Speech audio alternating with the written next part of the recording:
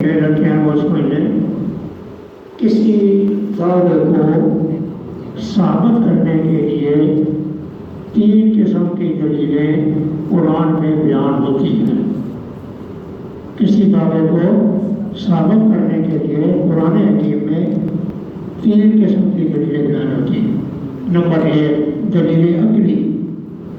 دلیل عقلی کا معنی یہ ہے کہ عقل کے ساتھ یہ دعویٰ ثابت ہوتا ہے، عقل کے ساتھ یہ دعویٰ ثابت ہوتا ہے، یہ دلیل عقلی ہوتی ہے۔ اس کی مثال قرآن حکیم میں یہ ہے کہ اللہ تعالیٰ یہ کہتے ہیں کہ یہ کائنات جو تم دیکھ رہے ہو، یہ ہمیں نظر آتی ہے نا، کائنات، درخت، پہاڑ، زمین، پانی، ہوا، اینٹیں، پتھر، یہ جو کائنات ہمیں نظر آتی ہے یہ خدا کے وجود کی دلیل ہے، یہ عقلی دلیل کہلاتی ہے۔ ایک عمارت بنی ہوئی ہے، تم نے جب اس عمارت کو دیکھا تمہارے ذہن میں یہ بات آ گئی کہ اس عمارت کو کسی نے مستری نے تعمیر کیا، کسی مستری نے بنایا، وہ خوبصورت محل ہے، اس کو ہم نے دیکھا کہ یہ خوبصورت محل ہے، فوراً ذہن تمہارا چلا جائے گا کہ اس محل کو کسی نے بنایا ہے، تو بنانے والے کی طرف ذہن چلا جائے، تو یہ دلیل عقلی ہو۔ نمبر دو دلیل نقلی۔ دلیل نقلی کسی دعوے کو ثابت کرنے کے لیے کسی نقل کو پیش کیا جائے، نبی کا قول، کسی نیک بندے کا قول، وہ پیش کر کے کسی دعوے کو ثابت کیا جائے۔ اللہ کے نبی توحید کی دعوت دیتے تھے، خدا کی وحدانیت، یہ دلیل نقلی ہوتی ہے۔ انبیاء کرام کے جو قصے قرآن میں بیان ہیں وہ دلائل نقلی ہیں۔ تیسری دلیل وحی۔ دلیل وحی واہ ہے یہ دلیل وحی کس کو کہتے ہیں؟ اللہ یوں کہتے ہیں میں وحدہ لا شریک ہوں، یہ دلیل وحی کہلاتی ہے۔ پیغمبر کو حکم ہوتا ہے کہ آپ یوں کہہ دیں کہ میں اپنی ذات میں وحدہ لا شریک ہوں، میرے ساتھ کوئی شریک نہیں۔ تو یہ تین قسم کی دلیلیں توحید کو ثابت کرنے کے لیے قرآن پاک میں استعمال ہوتی ہے۔ سمجھ آ گئی؟ نمبر دو قیامت کا ثبوت۔ قرآن حکیم میں یہ دعویٰ ہے یہ کائنات تباہ ہوگی، تباہ ہونے کے بعد قیامت ہے، اس کے لیے بھی یہ تین ہی دلیلیں بیان ہوتی ہیں، اس کے لیے بھی یہ تینوں دلیلیں بیان ہوتی ہیں۔ یہ قرآن پاک کی ایک سیاق اور سباق میں نے آپ کو بتا دی۔ اب توحید کا اس بات دلیل، یہ جو رکوع آ رہا ہے اس میں اللہ تعالیٰ نے عقلی دلائل کے ساتھ اپنی توحید کا اس بات کی، کیونکہ سورہ روم میں کتنے دلائل ہوں گے؟ 13 دلائل ہوں گے، کل کتنے دلیل ہوں گی؟ 13 دلیلیں ہوں گی۔ آپ ان میں سے پہلی دلیل وَمِنْ آیَاتِهِ أَنْ خَلَقَ لَكُم، ایک دوسری بات پیچھے مسئلہ قیامت کا بھی گزرا ہے کہ اللہ نے فرمایا وَكَذَلِكَ تُخْرَجُونَ، اللہ مردے کو زندے سے، زندے کو مردے سے نکالتا ہے۔ جس طرح مردے کو زندے سے، زندے کو مردوں سے نکالتا ہے، كَذَلِكَ تُخْرَجُونَ، اس طرح قیامت کا دن تمہیں بھی نکالا جائے گا، یعنی دوبارہ پیدا کیا جائے گا۔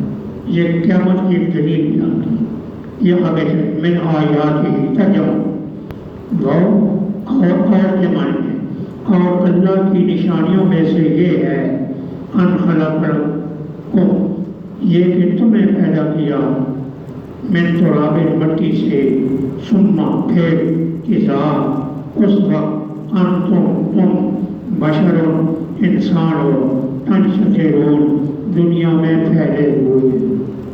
دلیل کا خلاصہ کیا ہوا؟ اللہ نے تمہیں مٹی سے بنایا، پھر تم انسان دنیا میں پھیل رہے ہو، تو یہ مٹی سے پیدا کرنا کس نے کیا؟ اللہ نے۔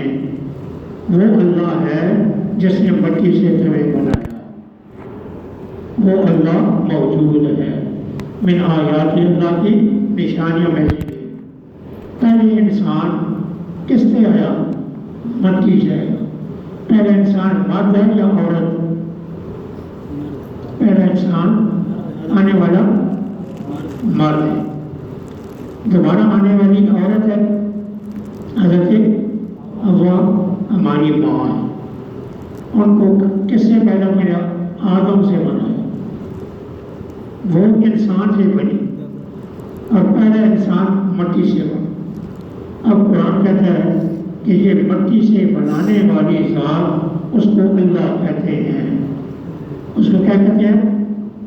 اللہ کہتے ہیں۔ دنیا میں کچھ قومیں ایسی ہیں جو کہتی ہیں خدا کوئی نہیں، اور انسان خود بخود مختلف مراحل سے پیدا ہو گیا۔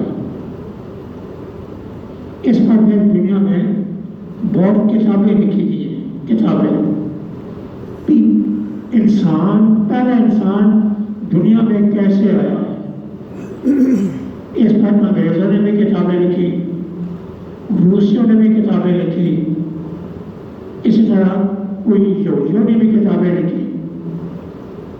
اس میں ایک مذہب والوں کا عقیدہ ہے اور ایک سائنسدانوں کا عقیدہ ہے۔ سائنسدان، فلاسفر، وہ خدا کو نہیں مانتے کہ خدا نے مٹی سے یہ انسان بنایا، کہتے ہیں یہ رگیں بنانا، یہ خون کا پیدا ہونا، بلغم کا پیدا ہونا، یہ مٹی سے نہیں بنتا۔ وہ انکار کرتے ہیں، کہتے ہیں یہ غلط بات ہے۔ لیکن یہودی مذہب، عیسائی مذہب، جو ان کے مذہب والے مسلمان، یہ تینوں کہتے ہیں کہ پہلے انسان آدم بنائے گئے اور آدم علیہ السلام سے باقی انسانوں کا وجود ہے۔ پہلے انسان کا وجود مٹی سے، دوسرے انسان کا وجود انسان سے، پھر آگے انسانوں کا وجود ماں اور باپ سے۔ آدم باپ، حوا ماں ہے، پھر اس سے انسانوں کا آگے وجود ہے۔ یہ قرآن کا بھی ارشاد ہے اور بائبل بھی یہ کہتی ہے، دوسری نہیں، ہندو نہیں کہتے، سکھ نہیں کہتے، فلاسفر نہیں کہتے، مذہب والے یہی کہتے ہیں۔ قرآن حکیم کی دلیل ہے، من آیات ہی، یہ دوسری دلیل ہے، یہ ترکیب بھی ضرب من آیات ہی، یہ ضرب مستقر خبر مقدم ہے۔ من آیات ہی ضرب مستقر خبر مقدم ہے، اور ان خلق قرآن مستریہ بتعبیر مستر مبتدار مؤخر ہو جائے۔ خلق کو تمہارا پیدا کرنا، جملہ بعد میں ان تصریح بنا کر جملے کو مبتدا بنا لیے، پہلی بات دیکھیں ومن آیاتی، دوسری دلیل اور اللہ کی نشانیوں میں سے یہ ہے ان خلق لکم، یہاں بھی ان آ گیا، ترکیب ہوئی ہے، پیدا کیا اللہ نے تمہاری خالقیت باری تعالی، خالقیت باری تعالی، پیدا کیا اللہ نے تمہارے لیے تمہارے نفسوں سے ازواجن، تمہارے جوڑے، لتسکنوا، تاکہ تم سکون پاؤ، الیہا، ان جوڑوں کی طرف، ان جوڑوں کی طرف، وجعل، اور کیا اللہ نے بینکم، تمہارے درمیان، یعنی مرد اور عورت کے درمیان، مودتاً محبت، ورحمتاً مہربانی، اللہ نے مرد اور عورت کے درمیان ایک محبت ڈال دی اور رحمت مہربانی ڈال دی۔ ان فی ذالک، بے شک اس بات میں بہت بڑی نشانیاں ہیں اس قوم کے لیے یتفکرون، جو فکر کرتے ہیں۔ ان فی ذالک کی ترکیب میں ان کا اسم لآیات ہے، لام ابتدائیہ تاکیدیہ ہے، فی ذالک ضرب مستقر خبر مقدم، لقوم کا جار مجرور متعلق ہے آیات کے ساتھ، اور یتفکرون قوم کی صفت ہے۔ دوسری دلیل کیا ہوئی؟ اللہ نے تمہارے نفسوں سے تمہاری بیویاں بنیں. زوج کا لفظ خامد کے لیے استعمال ہوتا ہے اردو میں، اور زوجہ کا لفظ بیوی کے لیے استعمال ہوتا ہے. لیکن عربی زبان میں زوج مرد کو بھی کہہ دیتے ہیں، عورت کو بھی کہہ دیتے ہیں. زوج کا ہونا جوڑا، تو مرد اور عورت آپس میں ایک جوڑا ہے، وہ گویا ایک دوسرے کے دوست ہیں. حضرت حوا ہماری ماں جن کو اللہ نے پیدا کیا تو کیا کہا؟ اللہ نے آدم سے خلق منہا زوجہا، پیدا کیا اس سے اس کی بیوی کو، لیسکن الیہا، تاکہ وہ اپنی بیوی کے ساتھ سکون پکڑے، تاکہ اپنی بیوی کے ساتھ سکون پکڑے. یہاں بھی کہا لتسکنوا الیہا، بیویاں کس لیے بنائی کہ تاکہ تم ان کی طرف سکون حاصل کرو. حضرت آدم سے بچے بھی آئے اور بچیاں بھی آئیں. ہمیں نہیں معلوم کہ حضرت آدم کی اولاد کتنی تھی براہ راست، ہم نہیں جانتے. 2 بیٹوں کا ذکر قرآن میں ہے، قابیل حابیل کا، بائبل میں. باقی کل کتنے بیٹے پیدا ہوئے اس کے بارے میں کوئی علم نہیں. نمبر 2 بات، پہلے جو بیٹے اور بیٹیاں پیدا ہوئے ان میں رشتہ ازدواج بھائی اور بہنوں کے درمیان جائز تھا. کیوں؟ ایک ضرورت انسانی ہے. حضرت آدم اور حضرت حوا سے جو بیٹیاں پیدا ہوئی، ان سے جو بیٹے پیدا ہوئے، ان کی آپس میں شادیاں ہوئیں تو آگے انسان بنے. پھر جس وقت شریعتی احکام آئے اس وقت پھر ماں کے ساتھ، بیٹی کے ساتھ، بہن کے ساتھ یہ نکاح حرام کر دیے گئے. اور طرفین میں مثلاً چچا صاحب، ماموں صاحب، پھوپھی صاحب، ان میں رشتہ ازدواج کر دیا گیا. ایک ہی ماں اور ایک ہی باپ سے پیدا ہونے والے بچے اور بچی کا رشتہ آپس میں ناجائز کر دیا گیا. لیکن اس وقت ایک ضرورت تھی، اس لیے بہن اور بھائی کے درمیان رشتہ ازدواج جائز تھا. کیوں؟ ایک انسانی ضرورت تھی، اس کو پورا کرنا مقصود تھا. حضرت حوا جو ہماری ماں ہے وہ بھی حضرت آدم کی جز ہے. کیوں؟ آدم سے پہلے ہے. وہ جب آدم حضرت حوا کے لیے بمنزل ماں کے ہیں، بمنزل ماں کے ہیں یا باپ کے. لیکن حضرت حوا کے ساتھ حضرت آدم علیہ السلام نے اپنا سکون حاصل کیا اور پھر اس سے آگے بچے اور بچیاں پیدا ہوئی. لیکن یہ ضرورت تھی، ضرورت انسانی کی وجہ سے یہ باتیں جائز تھیں.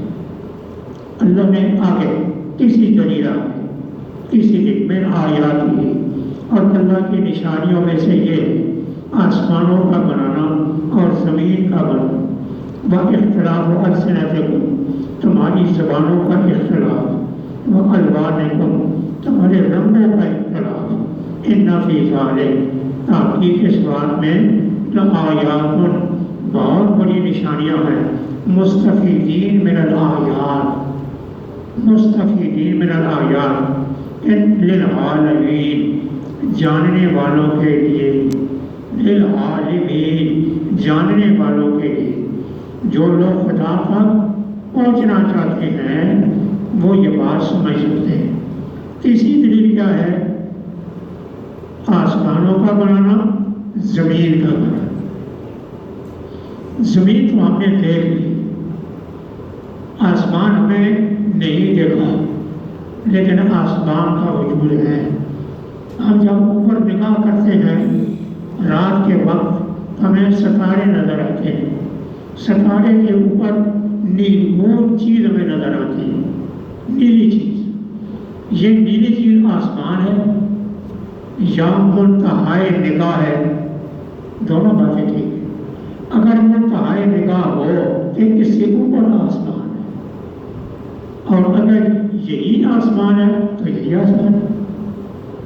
لیکن آسمان ہیں، اور آسمان کتنے ہیں؟ 7 ہیں۔ یہاں پہ زمین، یہ بھی اللہ کی وجود پر دلالت کرتی ہے کہ زمین کس نے بنائی اور آسمان کس نے بنائی؟ خدا نے بنائی۔ خدا تک پہنچنا۔ آگے تمہاری زبانوں کا اختلاف ہے، زبانیں دنیا میں بے شمار ہیں، کہتے ہیں 2000 زبانیں دنیا میں استعمال کی جاتی تھی۔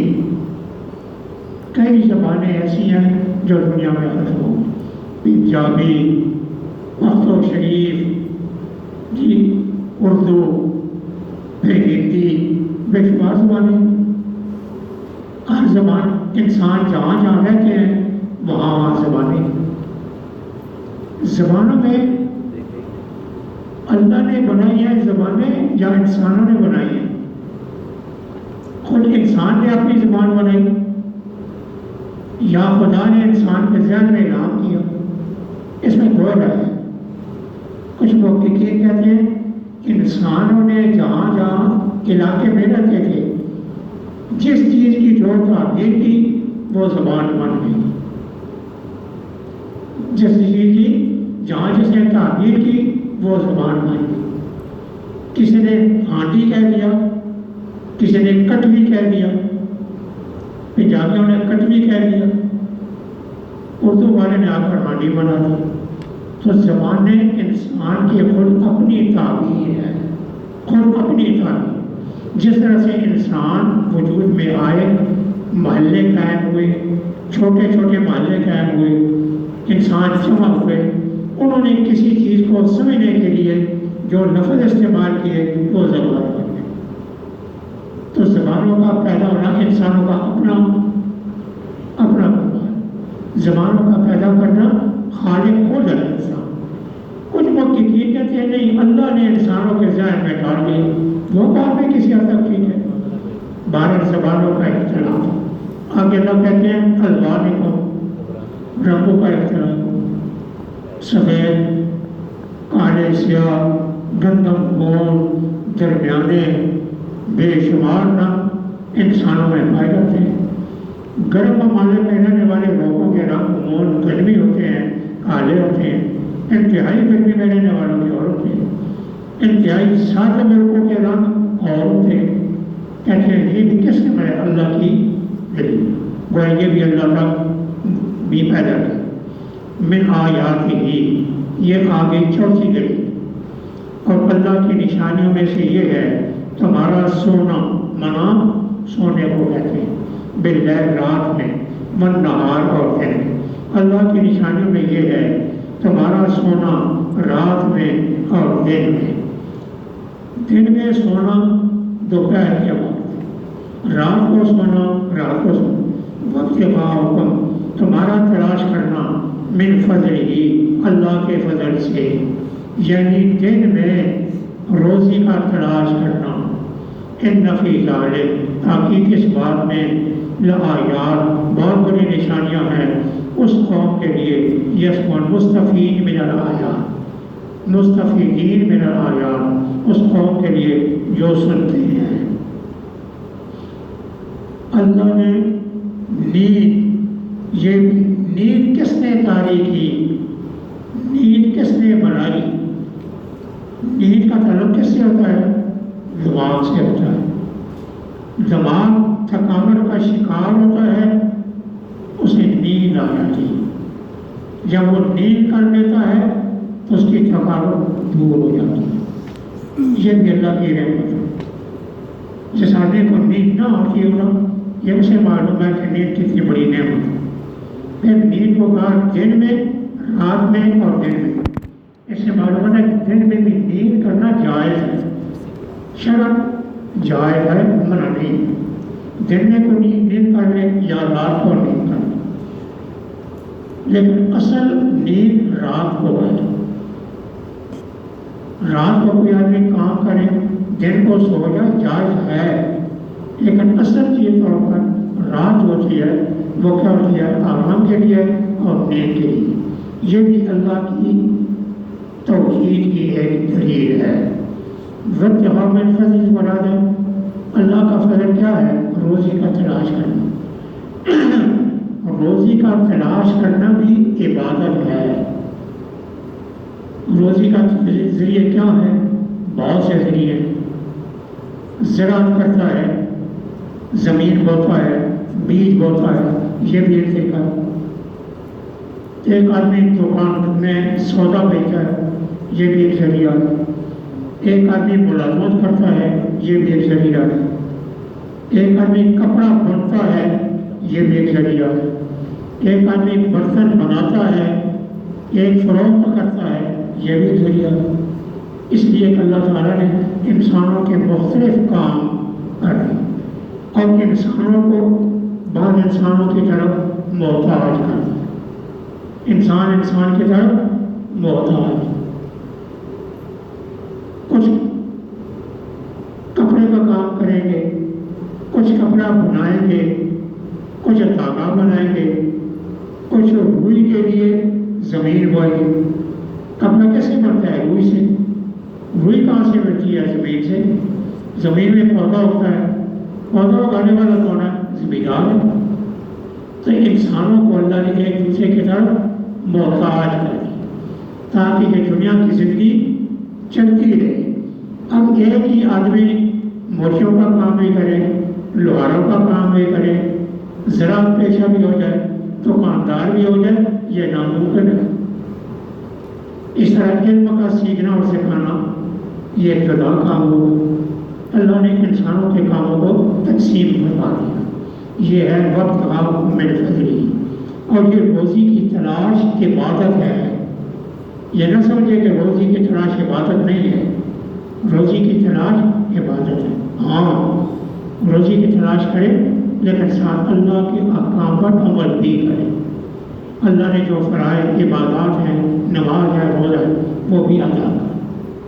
اتنی ایسے بڑے باقی ایسے کم پڑیں گے انشاءاللہ۔ وَمِنْ آیَاتِهِ، اور اللہ کی توحید کی نشانیوں میں سے یہ ہے، تمہیں پیدا کیا اللہ نے مٹی سے، پھر اس وقت تم انسان ہو زمین میں پھیلے ہوئے۔ اللہ کی توحید کی نشانیوں میں سے ہے، پیدا کیا اس نے تمہارے لیے تمہارے نفسوں سے تمہارے جوڑے، تاکہ تم سکون پاؤ اس کی طرف۔ انسان کیسے پیدا ہوتا ہے؟ قرآن نے اس کی تشریح ہمیں نہیں بتائی، یہ تشریح انسان نے خود معلوم کرنی ہے۔ انسان سے کیسا نفع اٹھائے، خامن بیوی کے ساتھ کیسے نفع اٹھائے، یہ ہمیں قرآن نے طریقہ نہیں بتایا۔ یہ فطرتی عمل ہے، اس لیے اس پر ہم نہیں جائیں گے۔ فطرتی عمل پر قرآن پاک نے کوئی تشریح نہیں فرمائی، اشارہ کر دیا۔ فطرتی عمل فطرتی رہے۔ اللہ کی نشانیوں میں سے یہ، اللہ نے تمہیں پیدا کیا، تمہارے نفسوں سے جوڑے تاکہ آرام پاؤ ان کی طرف، اور کیا اللہ نے تمہارے درمیان محبت اور رحمت، تاکہ اس بات میں بہت بڑی نشانیاں ہیں اس قوم کے لیے جو فکر کرتے ہیں۔ اور اللہ کی نشانیوں میں سے آسمانوں کا پیدا کرنا، زمین کا بنانا، اختلاف تمہاری زبانوں کا، تمہارے رنگوں کا، تاکہ اس بات میں بہت بڑی نشانیاں ہیں جاننے والوں کے لیے۔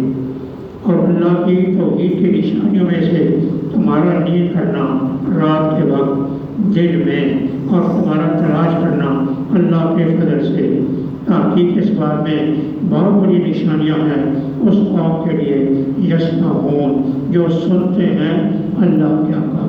نشانیوں کا معنی غور اور فکر، غور فکر کر کے اللہ کی ذات کو معلوم کر لو۔ اللہم صلی علی محمد وعلی آل محمد کما صلیت علی ابراہیم وعلی آل ابراہیم انک حمید مجید۔ ربنا آتنا فی الدنیا حسنہ وفی الآخرۃ حسنۃ وقنا عذاب النار۔